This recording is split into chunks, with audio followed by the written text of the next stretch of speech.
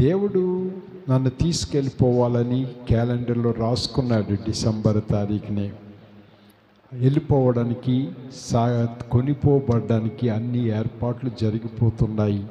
వచ్చేవాళ్ళు వస్తున్నారు, ఆఖరి మాట్లాడే వాళ్ళు మాట్లాడుతున్నారు. కానీ ఈ వార్త అందిన తరువాత అనేక మంది సంఘ బిడ్డలు, మీరు చెరుకుపల్లిలో ఉన్న నెతన్యా సంఘ బిడ్డలు కన్నీళ్లు కార్చి ప్రార్థన చేశారు. మీరు చేసిన ప్రార్థనల్ని దేవుడు ఆలకించి, మా అయ్యగారిని, మా ఆత్మీయ తండ్రిని బ్రతికించు అని మీరు గోజాడి ప్రార్థన చేస్తే దేవుడు ఆ తేదీని మార్చి ఆయుష్ పెంచి మరలా మీ మధ్యకి తెచ్చాడు. అది ఇందాక విన్నట్టుగా మనం పాడిన దైవజనులు రెవరెండ్ పి సురేష్ గారు పాడినట్టుగా ఉన్నాడు దేవుడు, కష్టాల్లో బాధల్లో ఉన్నాడు.